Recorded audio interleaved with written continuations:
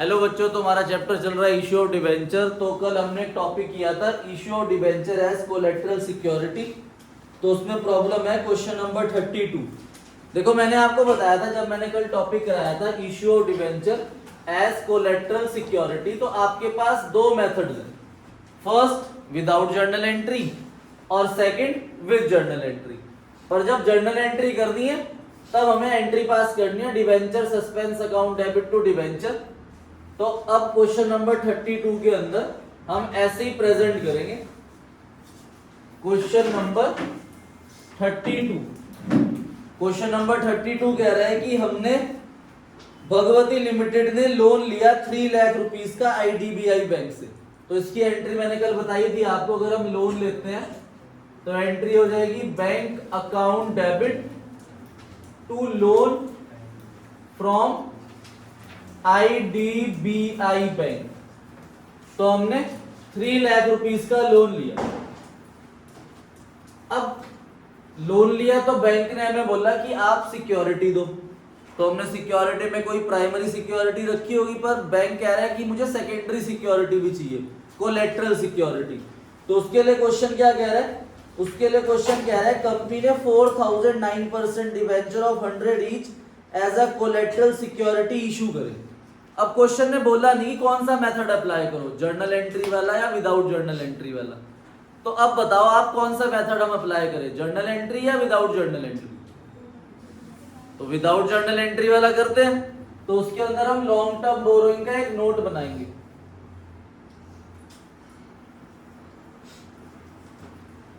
ठीक है, नोट लिखेंगे long term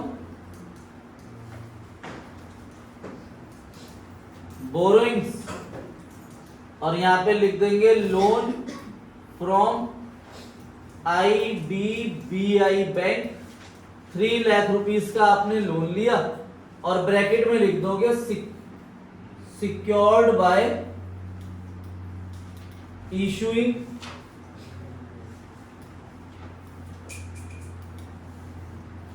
secured by issuing 4009% debenture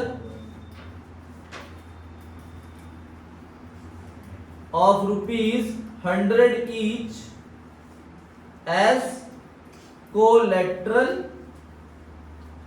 security। बस इतना दिखाना है। और ये 3 लाख रुपीस आप बैलेंस शीट के अंदर नॉन करंट लाइबिलिटी में लॉन्ग टर्म बोरोइंग के अंदर लिख दोगे। ठीक है भाई, क्वेश्चन नंबर 32 था। और अगर हम इसके अंदर फॉलो करते हैं कि हमें मेथड फॉलो करना है विद जर्नल एंट्री वाला, ठीक है, तो उसमें आप पहले एंट्री पास करोगे debenture suspense account debit to 9% debenture 4000 into 100 4 lakh rupees से। और फिर यहीं पर आप नोट तो ऐसे ही बनेगा, फिर आप यहां पर दिखा दोगे 4009% debenture of 100 issued as collateral security 4 lakh और यहीं लेस कर दोगे डिवेंचर सस्पेंस 4 लाख रुपीस, तो भी सेम आएगा। तो आप दोनों में से कोई भी एक मेथड अप्लाई कर सकते हो। इलस्ट्रेशन 24 है, इसके बाद पेज नंबर 9.28। इसके अंदर क्या लिखा है कि ग्रीन लिमिटेड ने परचेज करी प्लांट एंड मशीनरी 2 लाख की मशीन मार्ट से। तो plant and machinery account debit to machine mart 2 lakh rupees से एंट्री हो जाएगी। अब 2 लाख रुपीस आपको मशीन मार्ट को देने हैं। तो मशीन मार्ट जो है वो आपसे क्या कह रही है कि मुझे डिबेंचर दे दो। ठीक है, अब क्वेश्चन आगे कह रहा है कि machine mart payable 65,000 by 3 month post dated cheque. मतलब 65,000 रुपीस तो आपने उसे चेक से दे दिए। तो 2 लाख में से 65,000 गए तो 1,35,000 बचे। तो 1,35,000 का हम उसे क्या दे रहे हैं, debentures at a discount of 10%। ठीक है, किसकी प्रॉब्लम है? इलस्ट्रेशन 24। आ जाओ इलस्ट्रेशन 24 पे।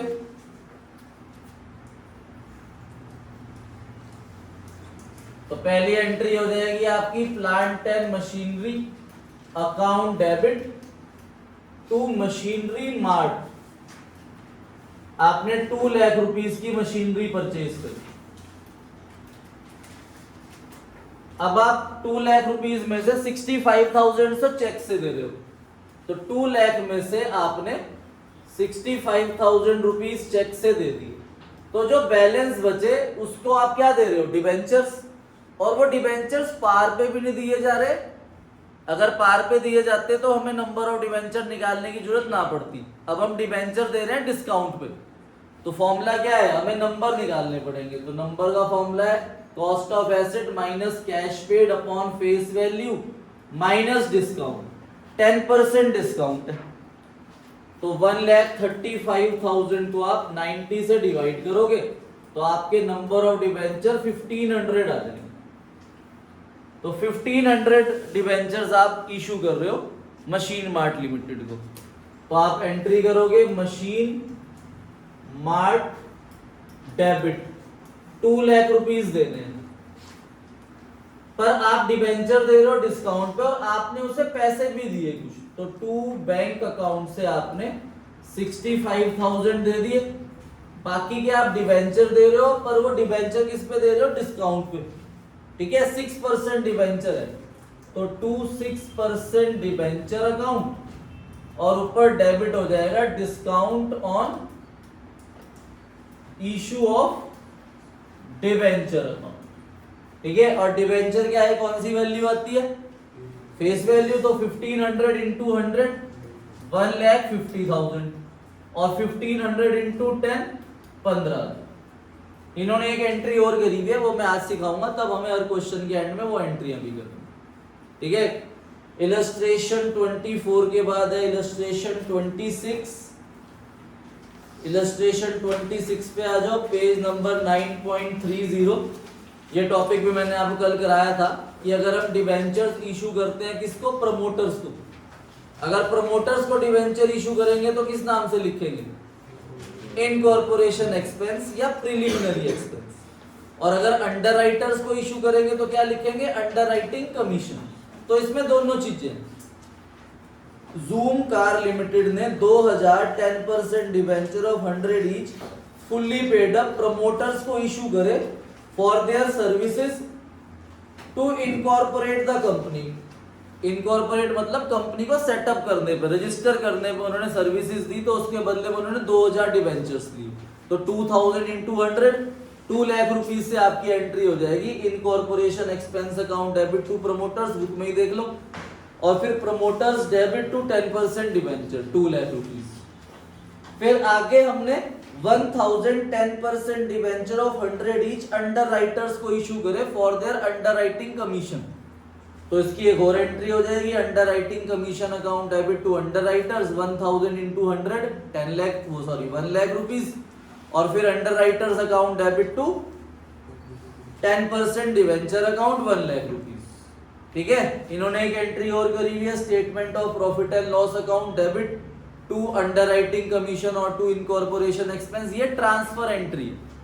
ठीक है, जब भी किसी क्वेश्चन के अंदर कोई एक्सपेंस होगा या कोई लॉस होगा ना, तो उसमें ये लास्ट एंट्री जरूर होगी स्टेटमेंट ऑफ पीएल से।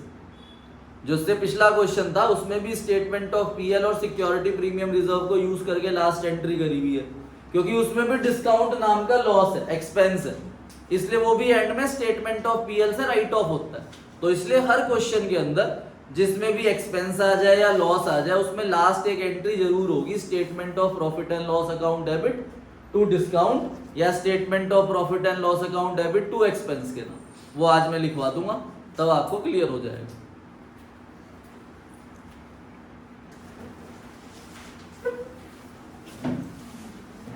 नया बच्चा है 12th में ना, आओ भाई अब हेडिंग डाल लो अपनी कॉपी में, issue of debentures with terms of redemption. ठीक है, इशू ऑफ डिबेंचर्स, ये अब तक हम सीख रहे थे, पर अब आगे आएगा विद टर्म्स ऑफ रिडम्पशन। देखो भाई, जब भी हम डिबेंचर इशू करते हैं ना, ठीक है, जब भी हम डिबेंचर इशू करते हैं तो मान लो हमने किसी से डिबेंचर लिए, तो मैंने बताया था ना कि डिबेंचर डीड बनती है। ठीक है भाई, जैसे मान लो रिया जो है एक कंपनी से डिबेंचर परचेज कर रही है, ठीक है।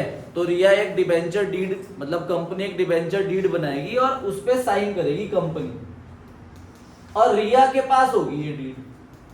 अब रिया ने कंपनी को 10 लाख रुपीस दिए एज अ डिबेंचर, मान लो 9% डिबेंचर। अब रिया के पास है ये 10 लाख रुपीस के डिबेंचर और इसने कंपनी को 10 लाख रुपए दे दिए। तो रिया को पता होना चाहिए कि इसके पैसे ये कब वापस मिलेंगे, क्योंकि ये डेब्ट है ना, लोन है, तो कंपनी को कुछ टाइम बाद इसका पैसा इसे वापस करना है। ठीक है, तो उसे बोलते हैं रिडम्पशन। तो वो इसी डीड पे लिखा जाता है कि रिया को आफ्टर 5 इयर्स उसका पैसा वापस मिल जाएगा। ठीक है भाई, और इस 5 इयर्स तक रिया को 9% क्या मिलेगा, इंटरेस्ट।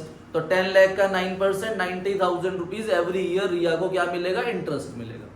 ठीक है, तो मान लो ये 10 लाख डिवेंचर्स हैं, मान लो ये 10,000 डिवेंचर है और फेस वैल्यू 100 रुपीज है, तब जाके ये 10 लाख रुपीज हुआ। ठीक है, तो कंपनी रिया को बताएगी कि जब इसे पैसे वापस करे जाएंगे तो इसे दो तरीके से पैसे वापस करे जा सकते हैं, या तो 100 रुपए का बदले 100 रुपए ही मिलेंगे, या 100 रुपए के बदले 110 रुपए मिलेंगे। ठीक है भाई, 90 रुपीज नहीं मिल सकते। मतलब फेस वैल्यू पे डिवेंचर रिडीम होंगे या प्रीमियम पे डिवेंचर रिडीम होंगे, डिस्काउंट पे डिवेंचर रिडीम नहीं हो सकते। इशू तो हमने पढ़ा था ना, इशू 3 तरीके से हो सकता था, पार पे 100 रुपीज, प्रीमियम पे 110 रुपीज और डिस्काउंट पे मतलब 90 रुपीज। अब मान लो जब रिया ने ये डिवेंचर लिए तो रिया 3 तरीके से ले सकती थी, कैसे, पार पे, प्रीमियम पे या डिस्काउंट पे। पर जब रिया को पैसे वापस मिलेंगे आफ्टर 5 इयर्स तो 2 तरीके से डिवेंचर रिडीम हो सकते हैं, या तो किस पे, पार पे या फिर प्रीमियम पे, डिस्काउंट पे नहीं हो सकते। आई बात समझ में। मतलब हम कंपनी जो है वो कंपनी अगर 100 रुपए ले रही है तो वापस भी कितने करेगी, 100, या वापस करेगी 110। अगर वो 110 रुपए ले रही है तो वापस कितने करेगी, 100 या फिर 110, या 120 भी हो सकता है, 130 भी हो सकता है। वो मैंने 10 रुपीज प्रीमियम ले रखा। अब लिए 90 रुपीज तो वापस कितने करेगी, 100 या 110। मतलब जो रिडम्पशन है वो सिर्फ किस तरीके से हो सकता है, पार पे और प्रीमियम पे। इशू 3 तरीके से हो सकता है जो हमने पढ़ा था, पार पे भी, प्रीमियम पे भी और डिस्काउंट पे भी। पर रिडम्पशन किस पे हो सकता है, सिर्फ पार पे और प्रीमियम। आई बात समझ में या नहीं आई। तो जब भी डिवेंचर्स रिडीम होंगे, जब भी डिवेंचर्स इशू होंगे, सॉरी इशू हो सकते हैं पार पे, मतलब 100 रुपीज। यहां पर मैं लिख रहा हूं कि जो फेस वैल्यू है वो 100 रुपीज है, या तो 100 रुपीज पे इशू हो जाएंगे, या प्रीमियम 110 रुपीज में, या फिर डिस्काउंट 95 रुपीज में। इशू 3 तरीके से हो सकता है। फेस वैल्यू कितनी है, 100 रुपए, या तो 100 रुपए मांग सकती है, 110 मांग सकती है, 95 डिस्काउंट पे मांग सकती है। पर जब रिडम्पशन होंगे, रिडम्पशन हो सकते हैं सिर्फ 2 तरीके पे, पार पे या फिर प्रीमियम पे। मतलब वापस करेंगे 100 रुपए या 105 रुपए रख लिए मैंने। यहां पर जो रिडम्पशन का प्रीमियम है वो कितने रुपए है, 5 रुपए। जो इशू का प्रीमियम होता है ना, उसे किस नाम से लिखते हैं, सिक्योरिटी प्रीमियम रिजर्व। रिडम्पशन का जो प्रीमियम है उसे सिक्योरिटी प्रीमियम रिजर्व नहीं बोलते, क्योंकि जब कंपनी इशू करती है तो कंपनी को जो एक्स्ट्रा पैसा मिलता है वो कंपनी के लिए रिजर्व होता है। यहां तो कंपनी एक्स्ट्रा पैसा देगी तो कंपनी को रिजर्व थोड़ी हो रहा है, कंपनी को तो लॉस हो रहा है। ठीक है, आपने कंपनी के पॉइंट ऑफ व्यू सोचना है। अब कंपनी को 100 रुपीज मिले तो कंपनी वापिस भी कितने कर रही है, 100। तो क्या बताओ, कंपनी को कोई लॉस हुआ, नहीं हुआ ना। अगर कंपनी 100 रुपीज ले रही है और वापस कर रही है 105 रुपए, तो बताओ कंपनी को लॉस हो रहा है, कितने का लॉस हो रहा है, 5 रुपीज का। तो हमेशा लॉस पता है कब होगा, जब भी रिडम्पशन किस पे हो रहा होगा। अगर रिडम्पशन किस पे हो रहा होगा तो कोई लॉस नहीं है। अब दूसरी बात, आप सोचोगे यहां फायदा हो रहा है, पर एक्चुअल में यहां पर भी लॉस हो रहा होगा। अब आए कितने प्रीमियम में 110 रुपए, वापस कितने कर रही है 100 रुपए, कोई लॉस नहीं है। आए कितने 110, वापस कितने कर रही है 105। आप सोचोगे सर यहाँ पे भी लॉस नहीं है क्योंकि आए कितने थे 110, जा कितने रहे 105, तो आप बोलोगे 5 रुपए का यहाँ फायदा नहीं, यहाँ पर भी 5 रुपए का लॉस है क्योंकि हमेशा आपको जो कंपेयर करना है ना वो किससे करना है, फेस वैल्यू। कंपेयर किससे करना है हमेशा, तो 100 से कितने एक्स्ट्रा वापस जा रहे हैं 5, तो कितने का लॉस है, ठीक है भाई। अब आए 95, जा कितने रहे 100, आप बोलोगे सर यहां पर भी लॉस है कितने का 5 रुपए का, नहीं क्योंकि कंपेयर किससे करना है, तो यहां पर कोई लॉस नहीं। अब आए 95, जा कितने रहे 105, आप बोलोगे सर 10 रुपए का लॉस है, नहीं लॉस के लिए कंपेयर किससे करना है, तो लॉस कितना है सर, तो ऐसे टोटल हमारे 6 केस बने कि इशू करा पार पे, रिडीम भी किस पे करा, कोई लॉस नहीं है। इशू करा पार पे, रिडीम किस पे करा, लॉस है।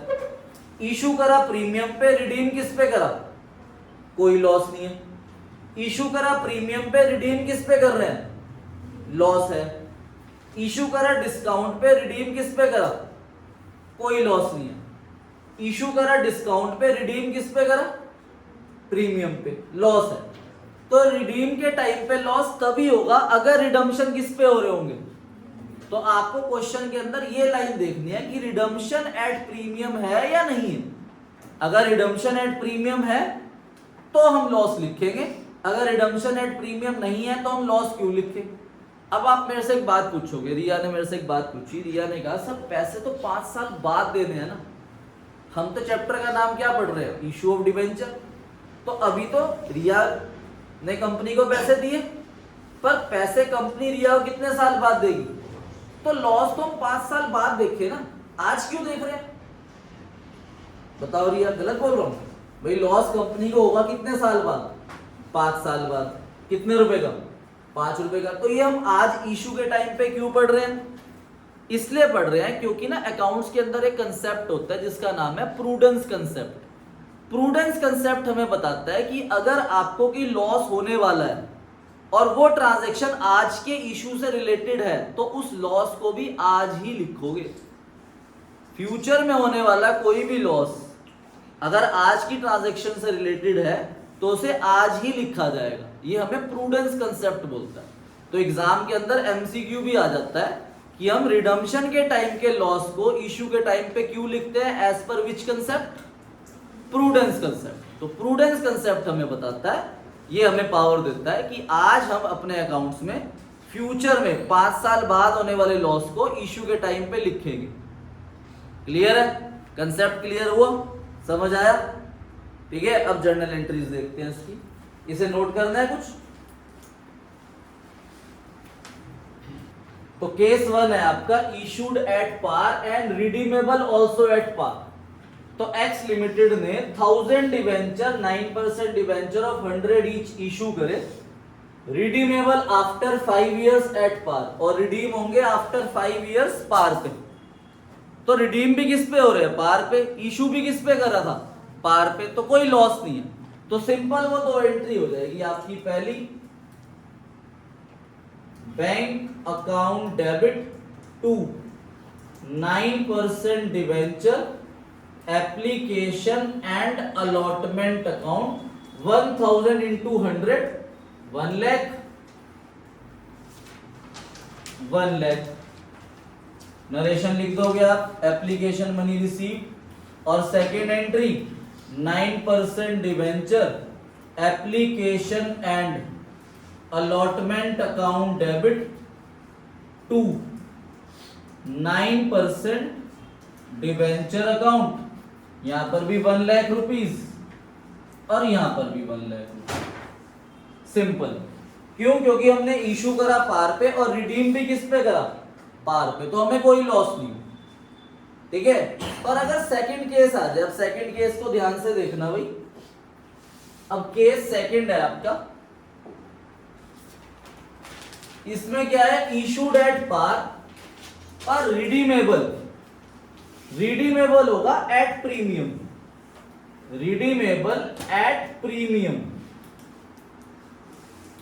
ठीक है, जैसे एक्स लिमिटेड ने 1000 डिवेंचर 9% डिवेंचर ऑफ 100 इशू करे, इशू करा किस पे, एट पार पे, पर redeemable after 5 years,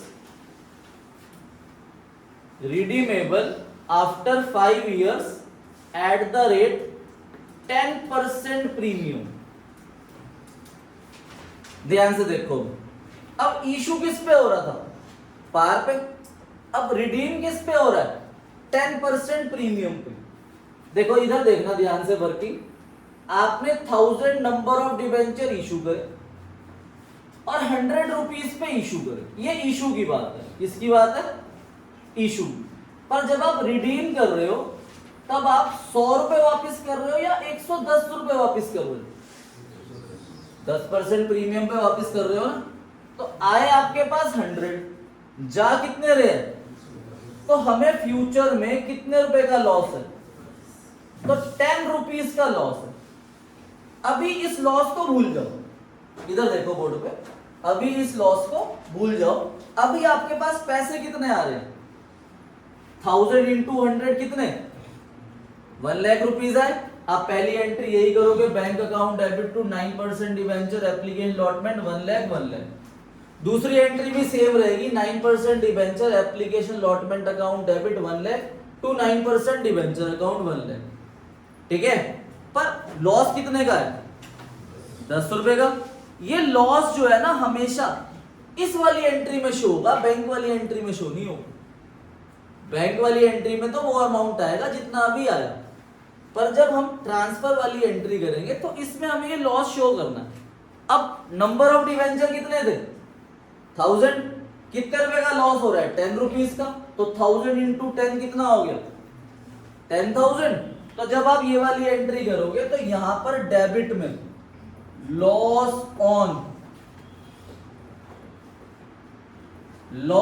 on issue of debenture account debit 10,000 rupees लिखोगे, और यही सेम नीचे क्रेडिट में भी लिखोगे, to premium on redemption of debenture account 10,000 rupees. बस ये करना है।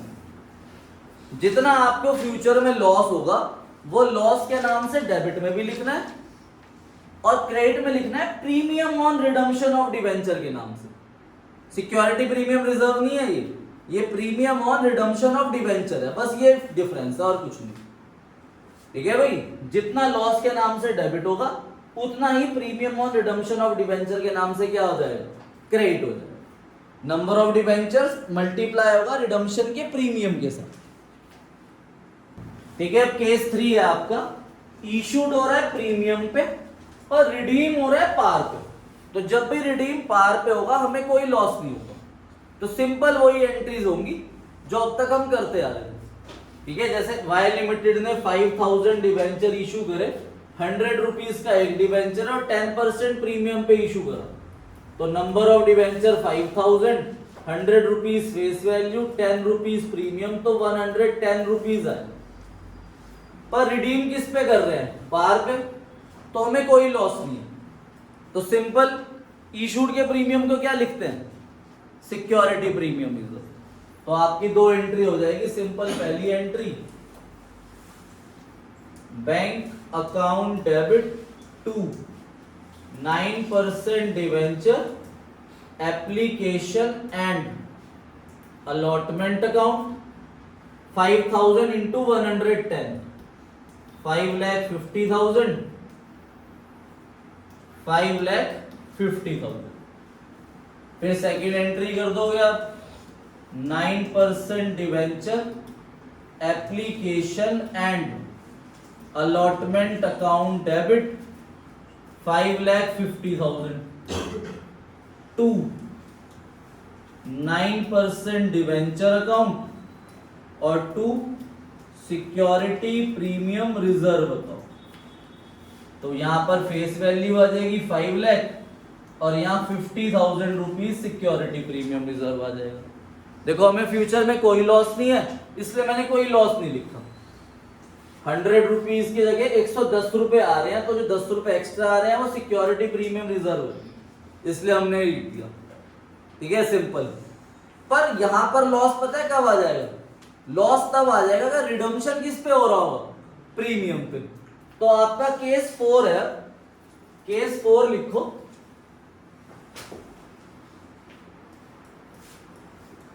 कि आप इशू तो कर रहे हो प्रीमियम पे, और जो रिडीम भी हो रहा है, रिडीम भी प्रीमियम पे हो रहा है। ठीक है, इशू हो रहा है प्रीमियम पे और रिडीम एट प्रीमियम,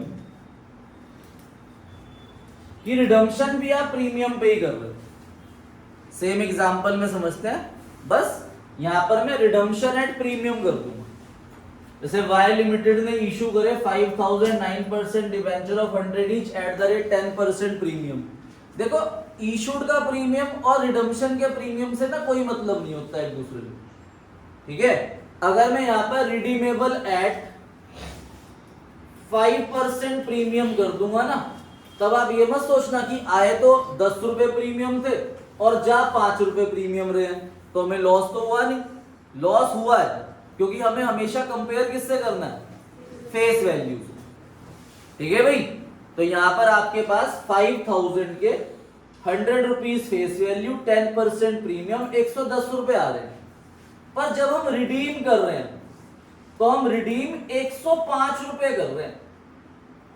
कितने परसेंट प्रीमियम पे रिडीम कर रहे हैं? 5% पे। तो इसका मतलब हम वापस 105 रुपीज करेंगे। तो कितने एक्स्ट्रा वापस कर रहे हैं? तो 5 रुपीज का लॉस है हमें। कितने रुपए का लॉस है? 5 रुपीज का। आई बात समझ में या नहीं आई? क्यों भाई देवांश चौधरी, समझ आया?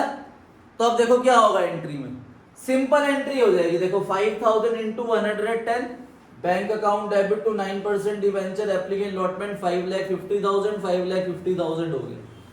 अगली एंट्री में 9% debenture application allotment account debit 5,50,000 to 9% debenture का कौन सी वैल्यू लिख दी? फेस वैल्यू 5 लाख, और to security premium reserve 5000 into 10 50,000 लिख दिया। अब हमने देखा कि फ्यूचर में लॉस कितना है लॉस कितने का? 5 रुपीज का। तो वो यहां पर डेबिट किस नाम से आएगा? Loss on issue of debenture account debit के नाम से डेबिट होगा, और to premium on redemption of debenture account के नाम से क्रेडिट हो जाएगा। अमाउंट सेम आएगा 5000 इंटू 5 रुपीज, तो 25,000 रुपए यहां पर डेबिट में और यही 25,000 रुपीज आपके क्रेडिट में। क्लियर है भाई? कोई डाउट? ठीक है, आया समझ? हाँ जी, होमवर्क लिखो। Illustration number 29, illustration 31, illustration 32, illustration 33, illustration 34, illustration 35, page number PE 57, उसमें आपका स्कैनर का क्वेश्चन नंबर 15, 16, 17, 18 एंड 19। ओके बच्चों, कल मिलते हैं अपने बैच के टाइम पे। Bye bye.